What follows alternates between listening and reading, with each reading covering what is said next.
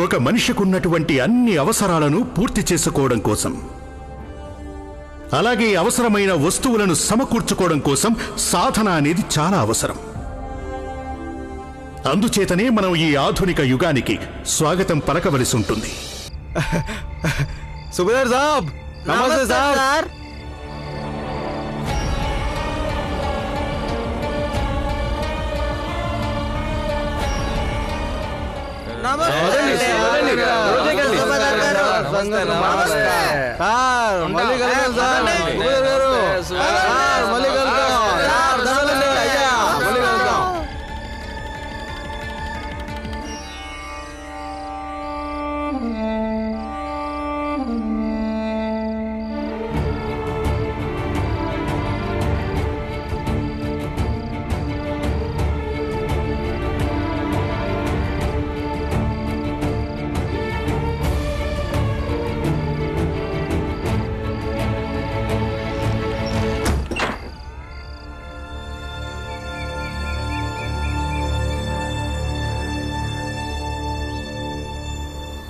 అరే, వీళ్ళకి ఇంకో అన్నయ్య ఉండాలి కదా? అవును, డబ్బు పంచడానికి వెళ్ళాడంట. నాకు బాల అన్నయ్య వల్ల ఎంతో సిగ్గుగా ఉంది. మామూలుగానే మనల్ని ఎగతాళి చేస్తారు, వాడి వల్ల ఇంకా ఎక్కువైంది. ఇప్పుడు వీళ్ళిద్దరు గట్టి ఏమవుతుంది?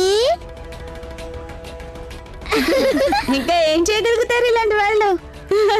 కొడతావా? కొట్టరా చూద్దాం. ఆనందన్నయ్య, మీ అన్నని తీసుకుపో భీమ్, లేకపోతే మా చేతిలో తన్నులు తింటాడు. ఆనందన్నయ్య, నువ్వు అసలు వీళ్ళ మాటల్ని పట్టించుకోవద్దు, లోపలికి వెళ్దాం పదా. భీమ్ వదులు, వీళ్ళంతా ఇప్పుడే చూస్తాను. ఆనందన్నయ్య, నాన్న ఇప్పటికీ రాత్రి బాలా అన్నయ్యను చూసి చాలా బాధపడుతున్నారు. నువ్వు కూడా ఇలా గొడవ పడుతున్నావని తెలిస్తే నిన్ను కూడా స్కూల్ నుంచి తీసేస్తారన్నయ్య. అప్పుడు నాన్న ఇంకెక్కువ బాధపడతారన్నయ్య. నువ్వు చెప్పింది నిజమే. ఈ బాలన్నయ్య వల్ల మనం అందరం శిక్ష అనుభవిస్తున్నాం. అమ్మకు, నాన్నకు, నాకు, నీకు, అందరికి. పదా. నేనేమంటున్నానంటే, పిల్లలకి చదువు మీద శ్రద్ధ పెంచడానికి మనం ఒక ప్రణాళిక రూపొందించాల్సిన అవసరం ఉంది.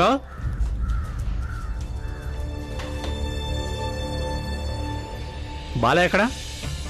తను రాలేదండి. ఎందుకు? వాడికి ఆరోగ్యం బాగాలేదా? వాడిక స్కూల్కి రాడు.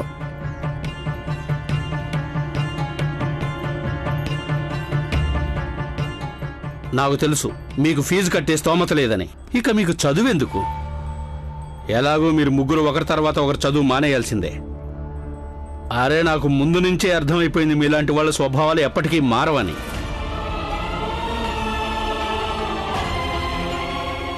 నేను అనుకున్నదే నిజమైంది. ఇక ఎక్కువ రోజులు ఎదురు చూడాల్సిన పని లేదు మాస్టారు.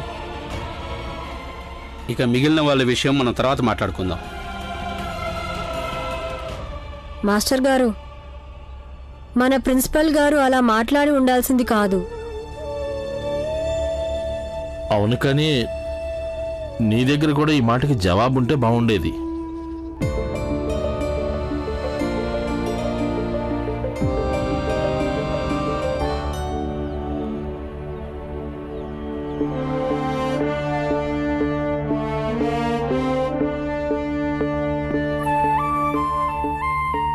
మాస్టర్ గారు, లోపలికి రావచ్చా?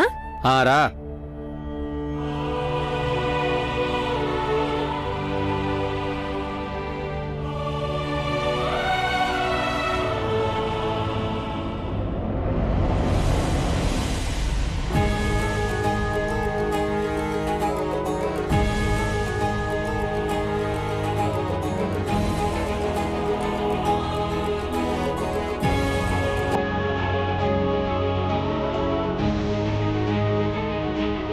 ఏంటి రాస్తున్నావు?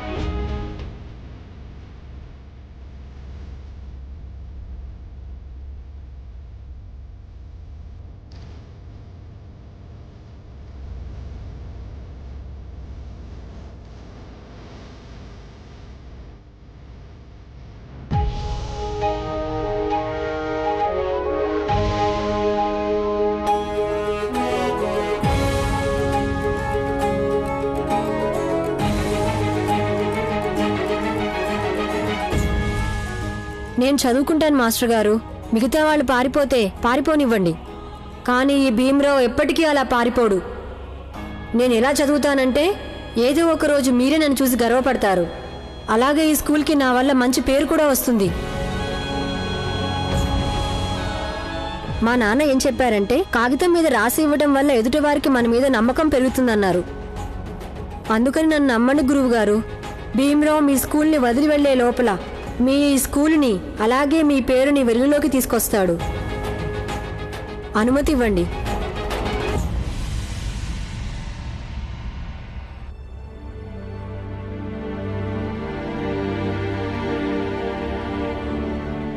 ఇప్పటికైనా మీరు నమ్మండి ప్రిన్సిపాల్ గారు, ఈ పిల్లాళ్ళు ఏదో ప్రతిభ ఉంది. మీరే ఆలోచించండి. ఇన్ని సంవత్సరాల్లో మీ దగ్గరికి ఎన్నో అభ్యర్థనలు వచ్చుంటాయి. ఆ పిల్లలందరూ కడుపు నొప్పని, తలనొప్పని, జ్వరం అని వంకలు పెట్టి మిమ్మల్ని సెలవడిగి ఉంటారు. అసలు ఏ విద్యార్థినా ఇప్పటిదాకా మీకు ఇలాంటి సంకల్ప పత్రం ఇచ్చారా? లేక ఏ పిల్లాడైనా ఇంత ఆత్మవిశ్వాసంతో చెప్పారా ఒకరోజు అందరి పేర్లు వెలుగులోకి తెస్తానని? వెలుగు ఏ దీపం నుంచి వచ్చినా దానివల్ల ఏ తేడా ఉంటుంది చెప్పండి? ఎవరికి ఎలాంటి ఇబ్బంది ఉండదు కదా. వెలుగు ఏ దీపం నుంచి వచ్చినా చీకటినే తరిమి కొడుతుంది. మనం ఉపాధ్యాయులం ప్రిన్సిపాల్ గారు. ఇలాంటి దీపాల్ని సురక్షితంగా కాపాడాల్సిన బాధ్యత మనదే సార్.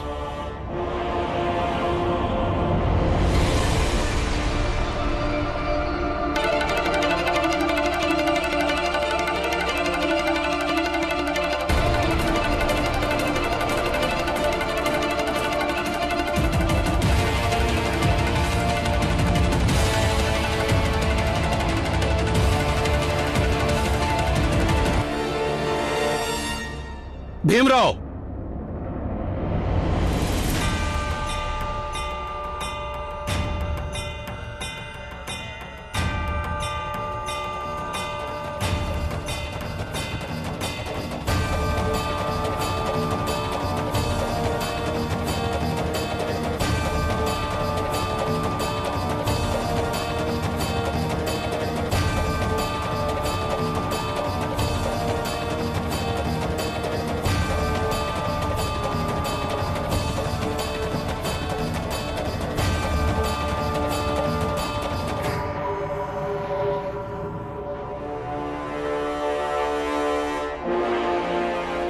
చెప్పండి గురువు గారు. గుర్తు పెట్టుకుంటాను. ఏ రోజైతే నువ్వు ఈ విద్యాలయం పేరును వెలుగులోకి తెస్తావో ఆ రోజున నేను నీకు వీళ్ళందరి ఎదుట మాటిస్తున్నాను. నేను నీ పేరు ఈ విద్యాలయం ముఖద్వారం పైన రాయిస్తాను అని. తద్వారా ఈ ప్రాంతం, ఈ స్కూలు నిన్ను గుర్తుపెట్టుకుంటుంది. ఏ రోజైతే నువ్వు నీ మాటను నిలబెట్టుకోకుండా స్కూలు విడిచి వెళ్లాల్సి వస్తే నా దగ్గరికి తప్పకుండా రావాలి. వచ్చి ఈ పత్రాన్ని తీసుకెళ్లడం మర్చిపోవద్దు. నేను దీన్ని జాగ్రత్తగా దాచిపెడతాను.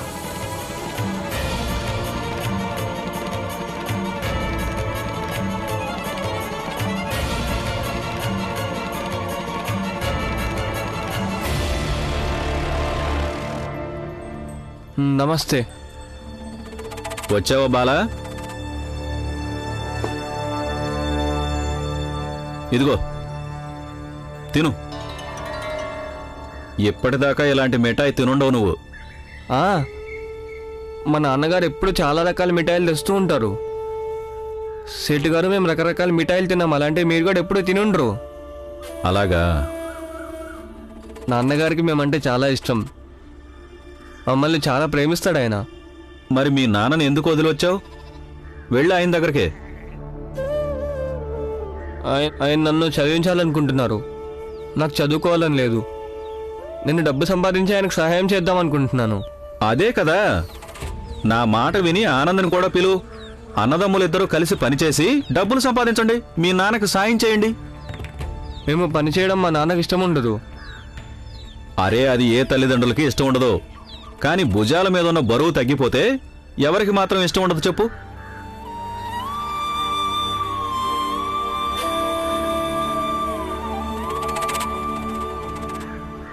ఆనందను కూడా తీసుకురా.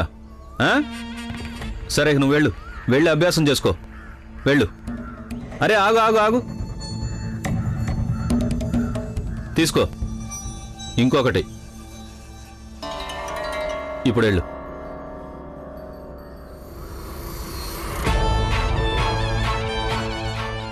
బాలా తర్వాత ఆనంద్, ఆ తర్వాత భీమ్. తమ్ముడు పురంజన్, బాలా తప్పుడు దారి ఎంచుకున్నాడు. చెప్పినా వినట్లేదు. వాడు తప్పుడు దారిలో నడుస్తుంటే చూస్తూ ఎలా ఉండగలను నేను? నాకేం పాలుపోవటం లేదు. వాడికి ఎలా నచ్చ చెప్పాలో అన్నది, ఎలా ఇంటికి తీసుకురావాలో.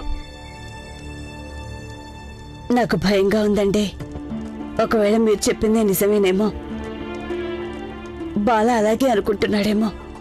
ఇప్పుడు మనం వాడిని ఎక్కువగా ప్రేమించట్లేదని, శ్రద్ధ చూపించట్లేదని, అందుకే తప్పుడు మార్గాన్ని ఎంచుకున్నాడేమో. రామ్జీ, బాలాకి ప్రేమగా చెప్పు, అర్థం చేసుకుంటాడు. పిల్లలు ప్రేమతో చెప్తే అర్థం చేసుకుంటారు. నువ్వేమనుకుంటున్నావు? నేను వాడిని బుజ్జగించలేదనా? చాలా నచ్చజెప్పాను, కానీ ఏమీ లాభం లేకపోయింది. వాడు ఒకటే మాట చెప్తున్నాడు,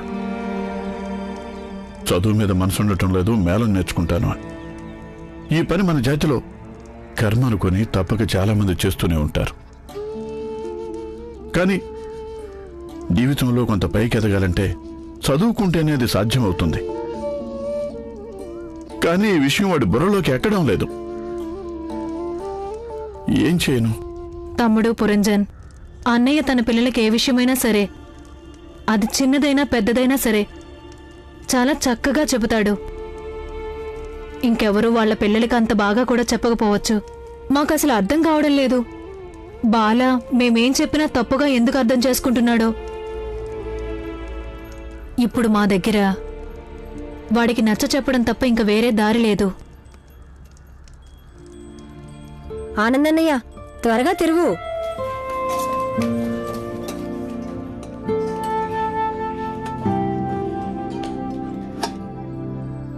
భీమ్, ఆలూ పూరి చూడు, మనందరికి ఇష్టమైన పూరీలు తిను.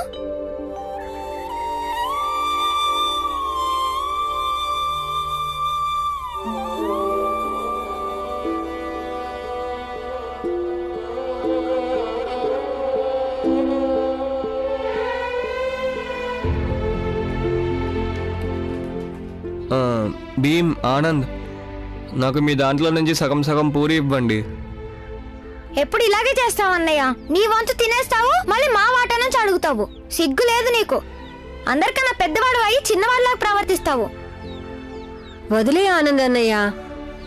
ఇదిగో బాలా అన్నయ్య, ఇంకోటి తీసుకో. వద్దులే. పర్లేదు, తీసుకో. ఇదిగో నాది కూడా తీసుకో. నువ్వు గుర్తు పెట్టుకుంటావులే, మీ తమ్ముళ్ళు ఎంత మంచోళ్ళో. అవునా? మీరిద్దరు లేకపోతే నేను ఆకలితో ఉండిపోతాను కదా భీమ్.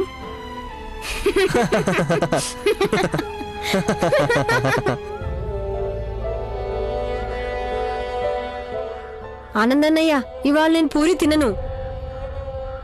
భీమ్, నువ్వు అన్నయ్య గురించి ఆలోచించి తిన్నాం లేదా?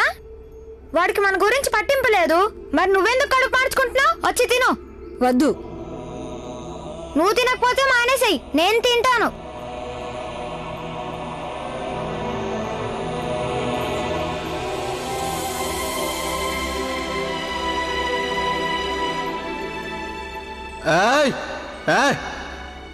ఇద్దరిని ఎగిరేసి కొడతాను.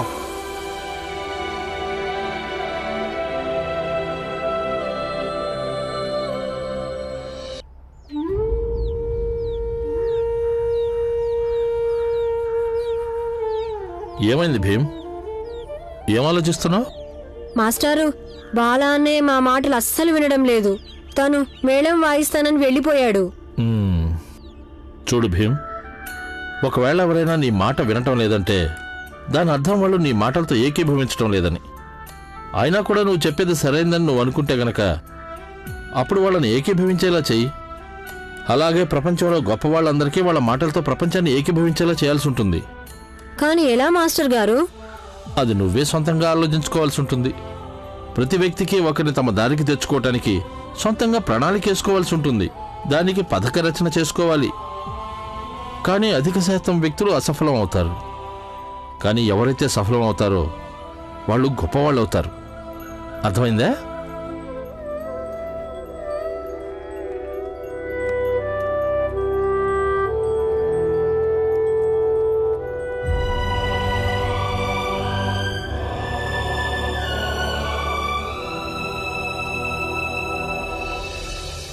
ఆయన నిన్న రాత్రి బాలాని ఆ బాజా వాళ్ళతో ఎప్పుడైతే చూశారో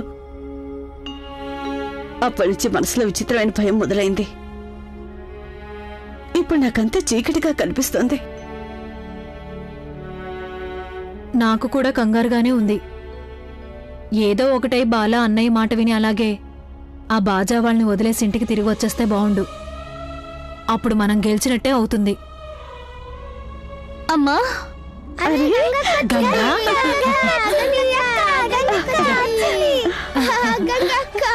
గంగా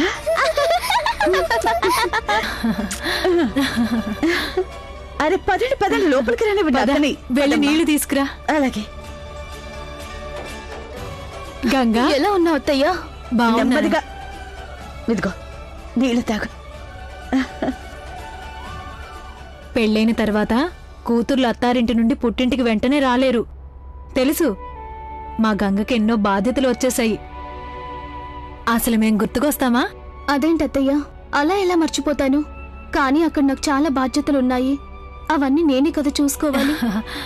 నువ్విలా మాట్లాడుతుంటే మాకెంతో సంతోషంగా ఉంది. అమ్మా, నువ్వెలా ఉన్నావు? నీ కొంట్లో ఎలా ఉంది ఇప్పుడు? బానే ఉంది. నాన్న నాతో చెప్పారు నువ్వు అస్సలు నీ గురించి పట్టించుకోవడం లేదట. అరే, మీ నాన్నగారు ఏదేదో చెప్తూ ఉంటారు. నేను బానే ఉన్నాను కదా, చూడు. ఇంట్లో అంతా బాగున్నారా? బాగున్నారు అత్తయ్య. అత్తగారు మామగారు? వచ్చేసారు. ఎలా ఉన్నావు? ఎలా ఉన్నావు? మీరెలా ఉన్నారు? బాగున్నాం. నా కోసం ఏం తీసుకొచ్చావు? మరి నా కోసం? అరే ఆగండి, అక్క ఇప్పుడే వచ్చింది. ఇంటికి కాస్త విశ్రాంతి తీసుకొనివ్వండి. రాగానే మొదలు పెట్టేశారు నా కోసం ఏం తెచ్చావని. గంగా, ఏంటమ్మా? ఒక్కదానివి వచ్చావు, అంతా బానే ఉందా? అవునమ్మా, అంతా బానే ఉంది. ఆయన కాస్త పనుందని చెప్పారు, అందుకే వచ్చేసాను. ఏంటంత సన్నగా అయిపోయావు? లేదమ్మా, బానే ఉన్నాను. ఇది నీకోసం. చూపించు. ఇదేమో నీకోసం. ఇక ఈ లడ్డూల్ని నేను అందరి కోసం తీసుకొచ్చాను, ముఖ్యంగా బాలా కోసం. తనకి చాలా ఇష్టం కదా. బాలా అన్నయ్య, బాలా అన్నయ్య, బాలా అన్నయ్య, బాలా అన్నయ్య, మన గంగక్క వచ్చింది. తను నీకోసం నీకు ఇష్టమైన లడ్డూలు కూడా తీసుకొచ్చింది. ఇల్లంతా వెతుకుతుంది. పదాన్నయ్య వెళ్దాం. నిజంగానా? త్వరగా పద. బాలా, ఎక్కడికి వెళ్తున్నావు? అరే మా గంగకు వచ్చింది, ఇక్కడ నేను ఇక్కడ ఉండలేను. పద వెళ్దాం. బాలా